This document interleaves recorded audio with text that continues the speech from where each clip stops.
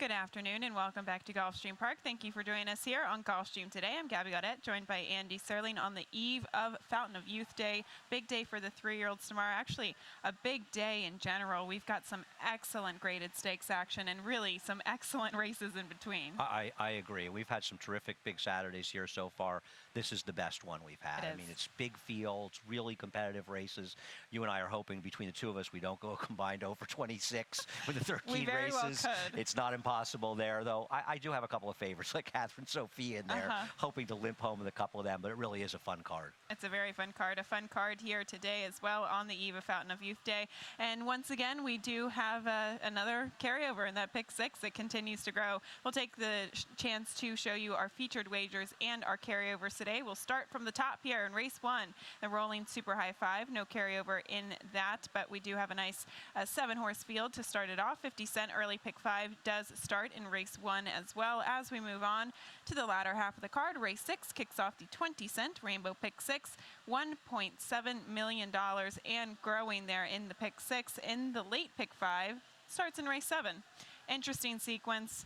We'll get to it later. I couldn't find a single. It's kind of tough, but we'll start with the early pick 5, Andy. Yeah, we'll see how things play out. I do have a single actually in the pick 5, and I think it's probably many people's single. I'm singling the 4 Lazarus Project in the race number 4, a horse who appears, at least in the dirt form, to just be a little bit better than these horses. See if that works out. Using 3 in here, including the current favorite, Grenenny, 1, 2, and 6. With 2, 3, 4, with 4, 6, 7, with 4, with 3, 7, 8, $40.50. Okay, we started all off at a mile on the main track for this maiden $35,000 race in the 6th Grenenny. Early money right now, but 8-5 for Jose Garofalo, who's taking a big drop in class. You and I both land on this horse with the blinkers on. He doesn't look like he has, well, I would say it doesn't look like he has a tremendous amount of speed, but actually his second start, he did chase a little bit. So I would expect him to be actually well placed today. Yeah, and keep in mind when he did that, he was coming from a far outside post in there, so you've really got to show a lot of speed to get even in the position he was in that outside post. And looking at pace figures, he puts himself right into the pace here. He drops down. He's a very hard horse to go against because there really isn't a lot of form to go on, especially just look at the horse that you and I have put second. Yeah, well, even speaking about Grandine still, you look at the horses that he's faced. Battery, Rally Cry, Gettysburg, just a completely different class here. The 2 Ebro River I thought was interesting here for trainer Nick Zito. Actually does very well with maiden special weight to maiden claimers, stretching out to a route of ground about 20% and a positive ROI. Now, those horses have been big prices in the past, so that's why you have the positive ROI, but you should get a good price for this horse who, again, he's a horse I think that's going to improve on the drop and without a distance. Yeah, and he's also a horse that he acted up before the start, and he sort of caused his own problems in that race, and obviously against a field that he wasn't going to be able to be competitive with, a much more realistic spot for him. And one thing I wanted to point about the 1 who I put third, who I don't think this horse is impossible at all. That was a day January 15th. He didn't want to be on the rail, and the short comment has stalked inside.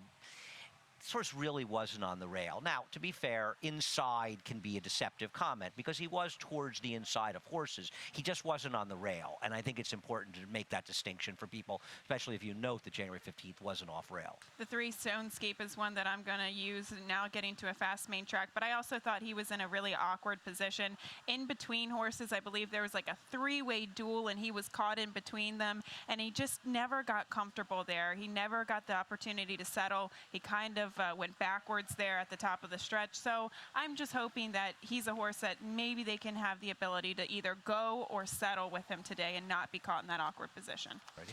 We'll go on to the second race here on the card, going out to the mile and an eighth on the turf course for this $50,000 non-winners of 2. And we'll go back and take a look at the 2 John's Kittens. Win last time out there on the 8th of January. That was under the handling of Trez Abbott, but a good performance nonetheless. I love when you have the nicknames, the real names from Maryland trainer, Francis right? Abbott III. Is that better? No, I like the nickname. I feel like I'm really learning something here. You know, I don't know about you, but I feel like we may have done a similar thing here. I'm not thrilled with this horse in general, and I think Butterfly Strike is the horse to beat in here. But I'm kind of going on the Mike Maker off the claim angle, his numbers, and we've talked about this so much, so we don't even really put them up anymore. He's just got super numbers overall off the claim on the turf, and I'm hoping he can move this horse forward a little bit, and his form's still okay.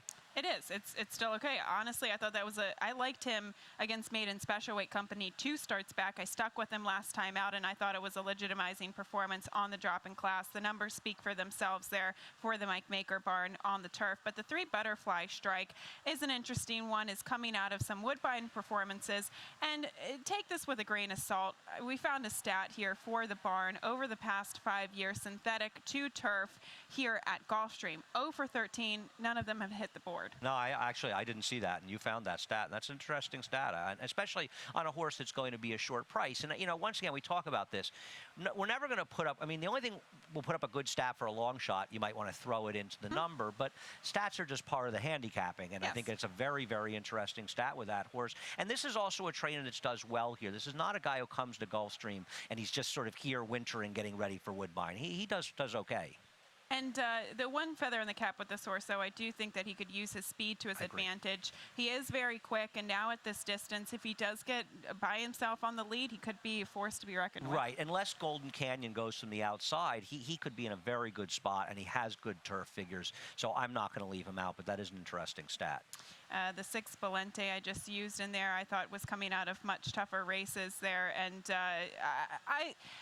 there's not a lot of solid ground to stand on, but I think you should be able. He's been dirtied up a little bit, and I like him in there, just thinking that he's coming out of much tougher races. As you look at horses like John's Kitten, he's not coming out of strong races. I put him fourth. He certainly could get in there, as could a horse like Tapke, we both have third. I don't love Tapke coming off this kind of layoff and dropping like this for Todd. It seems like a negative, but obviously this horse has the ability to win the race. He's also been a bit of a money burner, but that was against tough company like Divisadero when he was facing him in Maiden Special Weight Company. So again, he's one that is a little bit questionable on the drop, but probably one to respect. We'll move on to the third race, a non-winners of 2 for $16,000, 5 furlongs on the turf course, and we'll go back and take a look at Black Jet on this horse's performance back on the 21st of January. I don't know about you, Gabby. I feel like if Black Jet runs this race, he's going to win it here. Unless somebody really steps it up. And to me, he's the anchor of the race. I've picked him second. I think you've picked him second as well. I'm going to take a shot with another horse. But to me, you've got to use him in any multi-race sequence because he's the one horse you know is just good enough to win. Other horses, you're sort of hoping. Yes, my only concern with him, does he have a little bit of hang in him? Does he not have a tremendous amount of follow-through? Now, I know there's a lot of other horses in here that don't have a lot of solid ground to stand on, and he's a worthy player in here. I think you and I both agree that he might be a little bit untrustworthy, though. Yeah, maybe. He's lightly raced. He's only had 4 turf sprints, and I think all of them have been good enough to really put him in make him a factor in here. Listen, I don't love him. My horse, Tilted Halo, the horse I put on top, he's a half to Old Forester and Catch a Glimpse. Catch a Glimpse, who's running here tomorrow, who won the Breeders' Cup Juvenile Fillies, a turf race, that is. Old Forester, a very nice horse for Bill Mott. This horse has pedigree for turf, so it's my alternative, but I don't know how good this horse is. The only question with Tilted Halo was, okay, they debuted him against Maiden Special Weight Company. They quickly dropped him in class. He was all out to win last time out.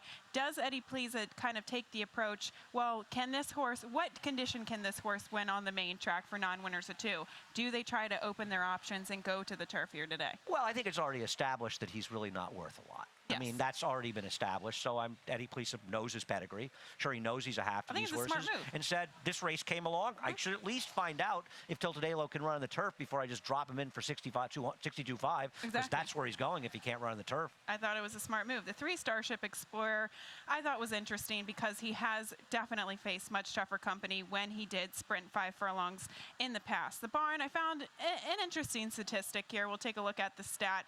Over the past couple of years, 5 furlong turf sprinters at Gulfstream alone, 10 for 81. They finish in the money, a respectable amount of time, and still a positive ROI. They deliver at a decent price. And if this horse can replicate his race back in June at the 5 furlongs, don't you think he should be competitive? Absolutely. His next race was a horror show, but he was laid up for 6 months after that race, so maybe something happened. I can't argue with you. I didn't include this horse, but you make a good case for him. His first race on the sprinting is definitely good enough to give him a chance. Okay, race 4 on the card, a starter optional claiming event, 6.5 furlongs onto the turf, or onto the main track. And the 4 Lazarus Project, we'll go back and take a look at this horse's performance back at Aqueduct. This was when he broke his maiden on the main track. I just like reliving awful beats, and he beat a horse by a nose that I liked at like 7-1 that day. You know, he ran very well in there, and it's interesting because the fact he was only 12-1 this day caught my eye, just because he's coming out of a maiden 50 where he didn't do that much running, and it turns out the maiden 50s comes out was a live race. I thought he ran well in both his starts in the dirt. He came back and ran well on synthetic last time. He's a better dirt horse. I don't know. I think listen, obviously anybody else you're taking on the come, if he runs back to this race where he got an 82 buyer figure, maybe he won't run it, but I'm not going to try to grasp at straws against him. Okay, that was a very impressive performance. I do agree, and he seemed to hold form on the all-weather last time out too. And he has that positional speed where he can get himself into the game. I'm sticking with if you snooze, you lose. Quite frankly, I know you could make the argument that Mike Maker wanted to get rid of this horse.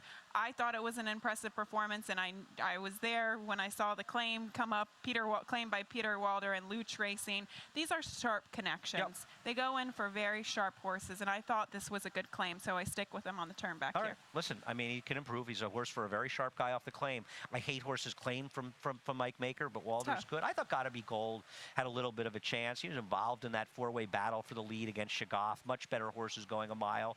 And then if you look at some of his dirts, you look at that dirt, the last dirt sprint in a dry track, he got a 69 buyer. That puts him in the mix with everybody besides the favorite, and thought that might give him a shot to be second at what should be a fair price. Okay, the 3 yellow chips was an interesting one that I thought could even be improved off the claim for Eddie Pliza and Paco Lopez. They have made several claims like this. I forget that filly's name that they did claim. It was Morris Bailey as ownership, and then Eddie Pliza. They claimed a really nice filly. She ran off the screen and then was once claimed again. But they do very well with these types of horses, so I'm going to use him in the mix as well. Race 5 on the card, a maiden $50,000 event, 1 turn mile onto the main track. Don't have any replays here. This is... I kind of had a tough time with this race a little bit. The 7, Pristine Sistine, I thought was one of the more interesting horses, but at least in terms of favoritism, you'd have to think that maybe the 3 should be well bet. I think the 3 is going to be a heavy favorite. I'm not trying to beat the 3.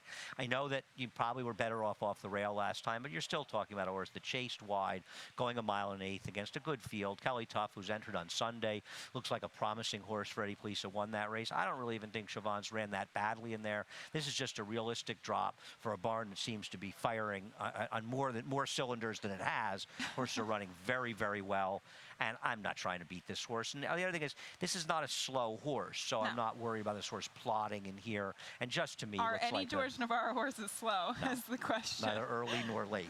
Yes, they're all fast throughout the majority of the race. Yes, he's a horse. I thought that was a very good race, all considering, behind Kelly's Tuff. Even Happy's Causeway, Mahesto facing much lesser company here today. The 7, Pristine Sistine for trainer Ian Wilkes. Blinkers go on. They've obviously made an adjustment. He is coming back off of a little bit of a freshening earlier this season at Gulfstream. You go back to some of the performances against maiden special weight at Churchill, though, and that's what I did because that was the last time that he was actually on a main track.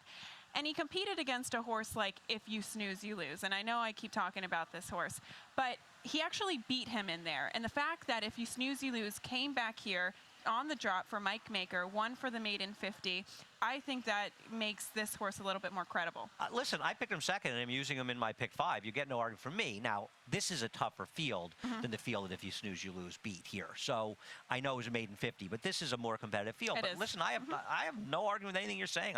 It's a horse that's apparently a new gelding since the race, gets blinkers on, and I just think Pristine Sistine makes a ton of sense in here. And also, once again, not a horse that's so slow that's going to be plodding in the back of the pack, and you're hoping the race falls apart. This horse projects to be very close to the pace. The speed is the long walk, and maybe that horse will win for Javier, but I don't know how good that horse is. I picked it 3rd, but I feel like it's 3-7, and then sort of a gap back a little bit. Well, the reason why I didn't really like the long walk is because isn't his hand going to be a little bit forced in that inside post position? When you have speed going the 1 turn mile, and you have a horse like the 3 in here that's potentially will be pressuring to him as outside, doesn't that make him a little bit shaky in here? Well, the 1's a lot faster than the 3. I mean, this is a horse that's on the pace in races with 22-1 and 45-3. So the 3 is going to be on top of the 1 if Javier's, pulling him back. So I don't know that that affects him, but he's also got to get a mile in here. That's the other question. But we did see a track yesterday that certainly was not unkind to horses with inside speed,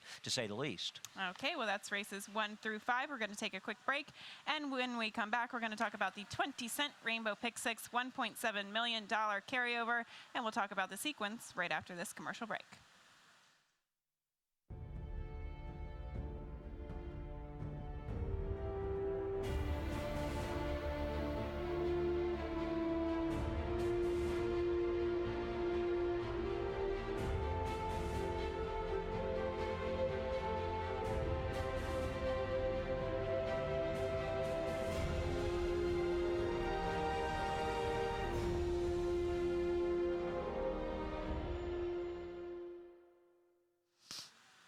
Welcome back to Gulfstream today. Now taking a look at the Pick 6 sequence. I'll tell you, I had a bit of a tough time with it. I couldn't find a single in the Pick 6. Did you find a single in late Pick 5?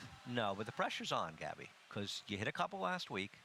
2 days down, you haven't hit one, so you got to hit 2. Maybe you really are supposed to hit all 3 coming up. You got to top last week, because if you don't, you're basically a failure. I'm failed. Yeah, I failed at life. It's what have you done for me lately in this game? And so far, it's just a bad week for you. I mean, you're only as good as your last win. I know. win. You had a good day Wednesday, but yesterday, I got to say, you're losing it. I know. You're falling fast. I think I had like maybe 2 favorites or something, but at least you finally picked a winner since Sunday, so all is well. 2. I had 2. Oh, 2. Okay. 2 winners. Yeah, things are turning around here. We'll take a look. Thank you for that.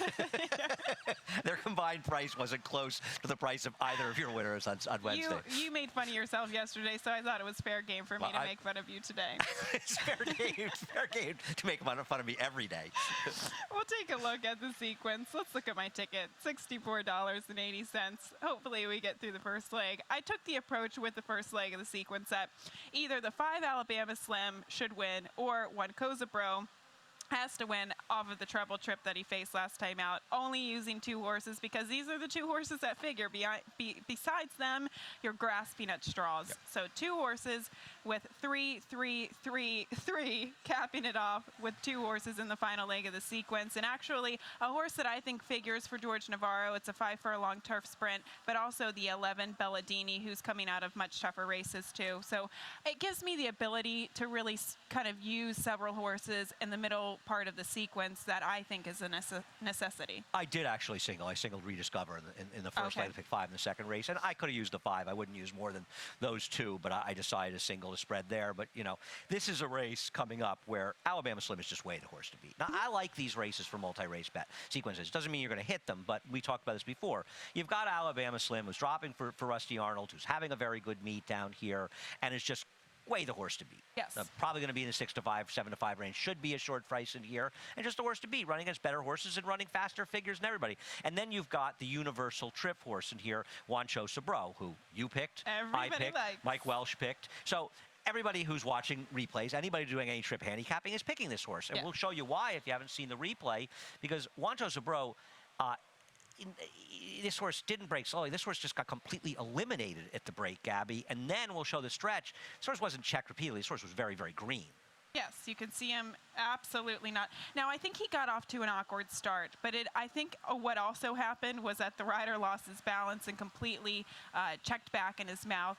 You can see him coming down the stretch. He's towards the back of the pack. He didn't check. He's just extremely green, going all over the place. He's trying to find his stride. The rider's trying to get him out in the clear so he can maintain a straight path. And once he finally did maintain that straight path, he actually did some running. No, I agree. And the horse who ran second, or a horse in that race who ran second, come back and beat the maiden 25s yesterday, which certainly is a feather in the cap of that race.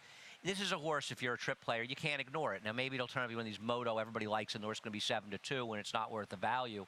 You don't worry about that in playing pick 6s, pick 5s. You have to get the horse the ticket. That horse ran well last time. It ran very well. The only concern with him is what's preventing him from not doing it again today. You hope that what happened in the start wasn't really completely his fault. True. And you hope that, you know, with one race and a chance for the trainer to work on whatever he was doing, you just hope that he's better. And a lot of horses make miraculous recoveries from bad first starts. Okay, race 7, another maiden race, maiden special weight though, on to the turf course at 1 1/8 miles, and a very good maiden special weight as well. We'll take a look at the replay for Rediscover, and some Son of a Wahoo here, who actually ran back on New Year's Day here at Gulfstream Park. I considered showing the first part of the race so people would know what happened, but this is a very well-known race that happened early in my being down here. It was actually New Year's Day, where they're going around 1.5 times, and a younger, inexperienced rider didn't realize that it was a mile and 70, thought it was 70, a mile and 7/16, thought it was close to a half mile, and put his horse into a drive. And the only reason I'm telling the story is it cost Rediscover the race very possibly in here, because Rediscover's trying to sort of wire the field. Instead, he's got some horse, you know, sort of doing all that stuff, and it really forced him to run harder, and I thought he was very game and losing to an okay Chad Brown horse. It did, and you could see Fergal Lynch, who was aboard Rediscover last time out, kind of look to his outside and think, well, what's going on right now? He wasn't the only one thinking that. It wasn't the only one, but I agree with you, and I think you have to respect this horse on that factor alone. It's something to be very cognizant of, that it did, I think, take a major toll on a horse like Rediscover, who figured to go to the lead and just kind of sit there, stalk, enjoy his ride on the top, on the lead there, and go gate to wire. You have to respect this horse here today, and I do.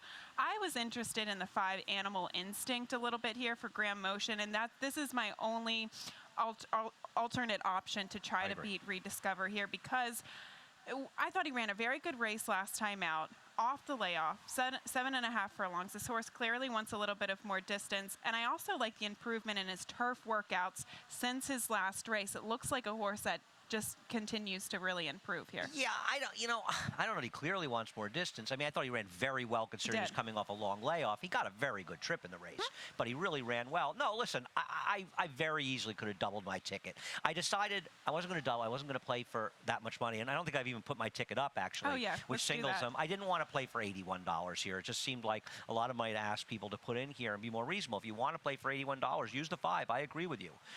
6, 5, 9, 12. 6, 7, 9, 1, 2, 4, 1, 3, 11. I think the question with Animal Instinct is, he going to be fine a mile and 1/8. Will Rediscover be as good cutting back from mile 7/16? Maybe he's a horse that's just much better, sort of letting himself roll in the front end going longer, and he won't be as effective at a mile and 1/8. All very good questions to pose. The 2 Let Us Pray I threw in at a price, because this was an interesting horse that I thought kind of woke up last time out. This horse had shown no real early footing in the past, going longer distances, and then suddenly he shows a little bit of light of life last time out, cutting back to the mile. So that interested me. The fact that Javier is aboard for the first time here today, it might be a horse that they figured out, and he's heading in the right direction. All right. The 8th race on the card. You did show your ticket. Okay. The 8th race. Maiden $35,000 event. I couldn't remember. You know, my mind is fleeting me lately. The 5 furlongs on the turf does kick off the late pick 4. This is an easy race. Today. This is just such an easy race. I wish the 13 had gotten in. I mean, he actually could have gotten in. I don't know about you. I mean, you and I end up on the same horse, but I don't know that we're standing on such solid ground. This horse is a half to a couple of turf winners, but it's coming off a claim, and the horse hasn't been seen for 7 months. Who knows? For what it's worth, Jane Sibeli, the past couple of years, first off the claim on the turf, it's a small sample size. It's only 8 horses, but she does bat at about 38%. She finishes in the money 75%. So they all, excuse me, run very well, and they've obviously made some adjustments since his break, since Monmouth over the summer. Not a lot of solid ground to stand on. The 7 I thought was interesting. Buff Bradley, not strong statistics with first-time turf starters, especially at this distance, but you get distorted humor. Not a lot to work off on the bottom side. It's kind of a shot in the dark. But one thing about the 12, Zen Surprise, they've been trying to get this horse to the turf in the past few starts. I know. I almost picked this horse on top. In a way, maybe I'm tired of picking this horse. I think I've picked it a couple of times. I agree. They want to get this horse to turf, and this is such a good barn. Ramon Preciado's horses seem to consistently run really well. His assistant down here is doing a very good job. Won that race yesterday, the featured race yesterday, the 10th race, I should say. Got that horse in there. What's Give to UK Cats going to do in here? Because they're running out of options. I guess they got Dirt Sprint left. I couldn't.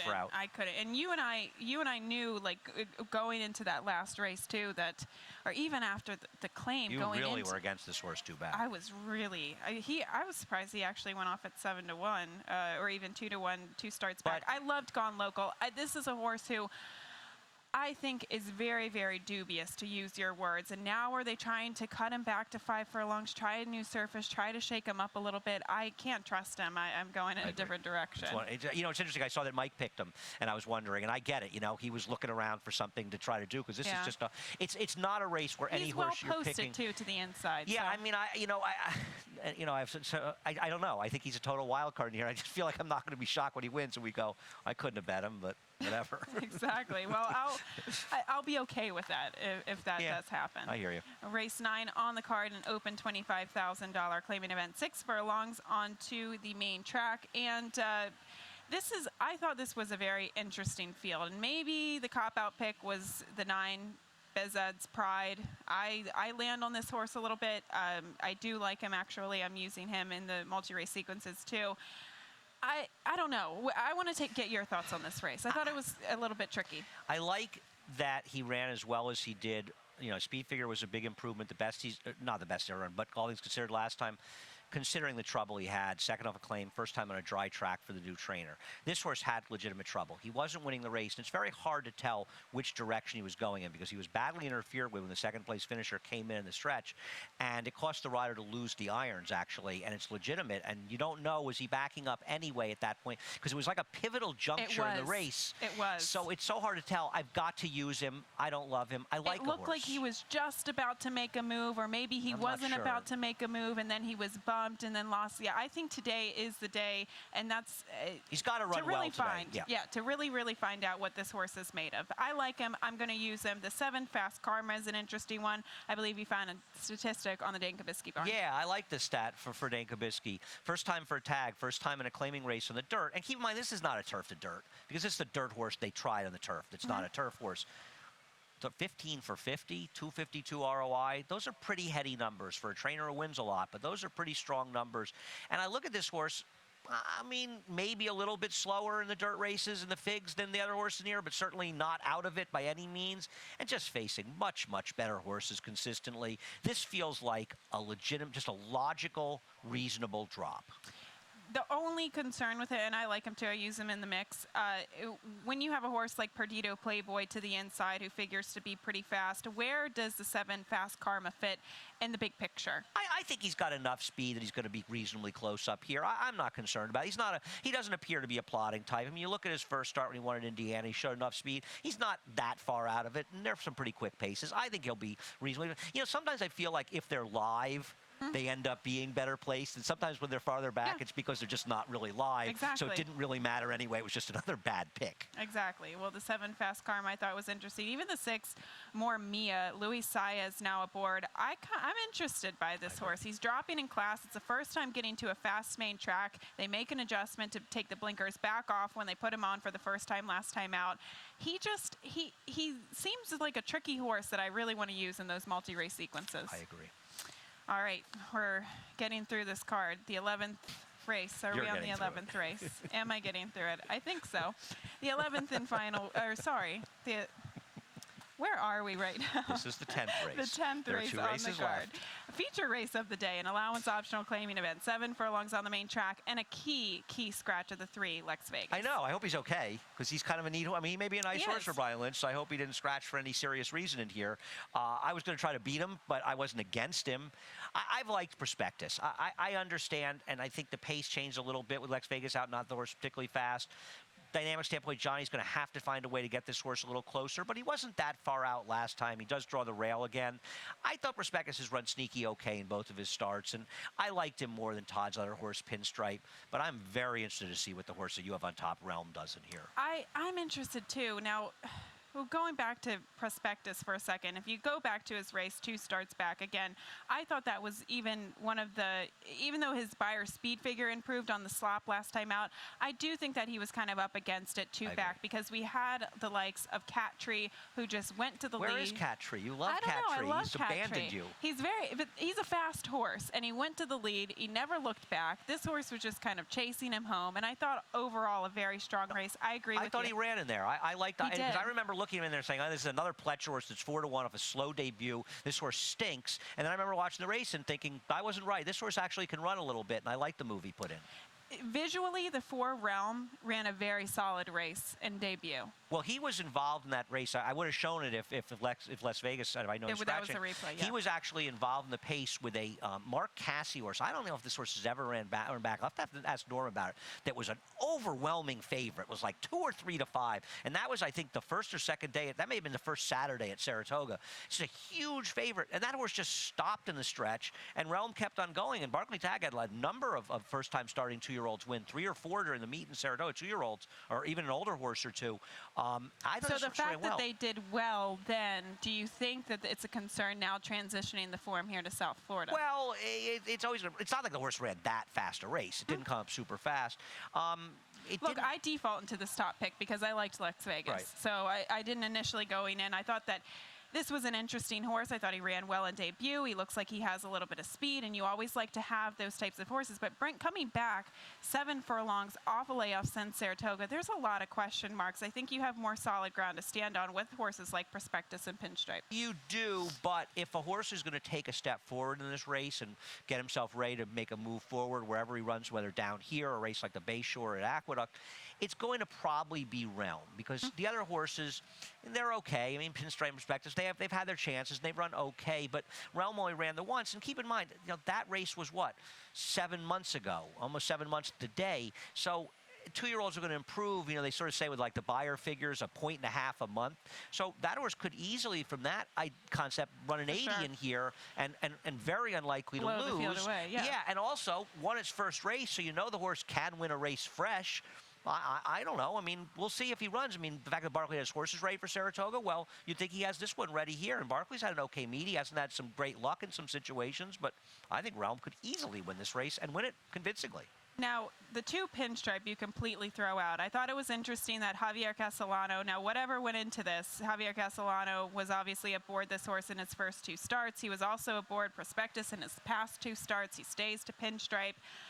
It was a visually impressive race in his debut. How strong was the race? Terrible field.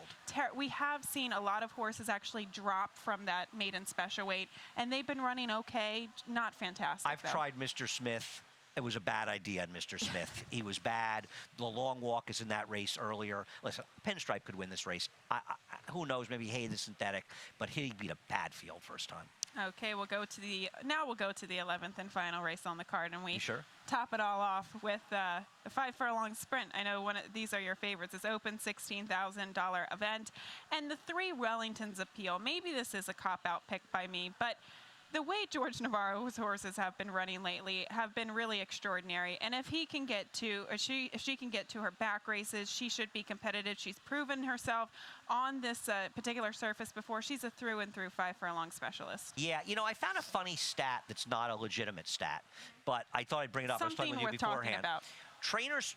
George Navarro's horse is really good. Trainer switches on the turf. He's 3 for 40 with a 64% ROI, and he's 1 for 17 in sprints. I know that doesn't fit this horse, but it kind of does because he got rained off. She got rained off the turf in her run race.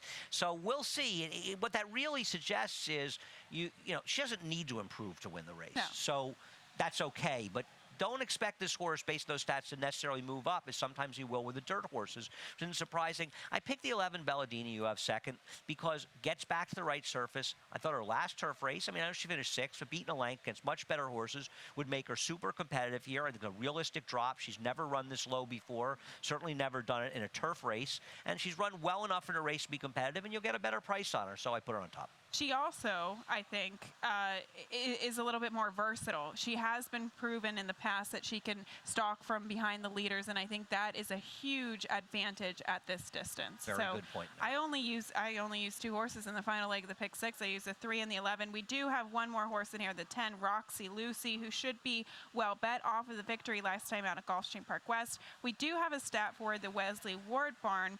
Over the past 5 years, won their last start at turf sprints, a negative stat. Yeah, I don't know what price Jay made this horse, but I imagine this horse is one of the favorites in here. And I thought this was an interesting stat. The awful wins in turf sprints for Wesley Ward, the numbers aren't good. This horse's last win would make this horse tough in here. The other races, okay, gives her a chance.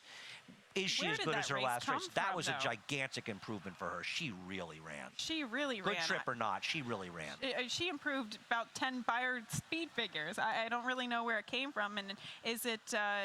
Can she replicate that now coming here to Gulfstream? One horse that I think we were both talking about, the 4 Morgan Falls here before the show. I like her because she's another one similar to the 11 Belladini. I know she's coming out of easier races, those That was my conditional feeling. claimers. She is. She's stepping up against much tougher company today, but the pace could potentially fall apart a little bit, and she looks like she should be sitting in that catbird seat right behind some of the pace setters. Depends. I look at the pace projectors for these races, and it's tricky. Everybody knows how valuable speed is at these 5 furlong sprints. So even if you have a horse that isn't projected to be the pace, they're going to go because they know how advantageous it is. I find with these races that spending a lot of time trying to figure out which horse is going to get the best trip is a lot of spinning your wheels because it's so random. You've got to, you try to get through in multi-race bets. You use the best turf sprinter and maybe an idea or two. You have others and hope you can make it through. They're tough races, but you can get paid in them as well. For me, I like to see horses who have taken pressure at these distances and actually done well, or taken back from off the pace and done well. A lot of the time we see some of these horses who like the lead and they just don't, they're one-dimensional. They just do no running if they don't make the lead. So that's something to consider when you're handicapping these races. You have more familiarity with 5 furlong races because I haven't dealt with them until coming down here because we run 5.5s at Saratoga and at Belmont. We've run 1-5 for 2-year-olds, but we'll run 6s and 7s. It's kind of a crapshoot, and I love it when it happens in the final leg of the pick 6 and in the pick 5. But listen, one of the parts of handicapping is learning and becoming adaptable and trying to be successful in different circumstances, and it keeps it exciting and it keeps it fresh, and that's one of the things that's been most fun for me down here. Fun for you, fun for me, fun card today. Fun for Larry. Fun for Larry, who's waiting in the wings once again. That's enough talking for us. It's 12:07. We're a minute. We're actually a couple minutes. A minute past our usual minute. Yeah, late. Exactly. Get in here, Larry. So we're done with this. Races 1 through 11. Once again, we do have that carryover in the pick 6, $1.7 million. That does kick off in race 6. We'll be back for all those races. But first, Larry Colmus with those scratches and changes.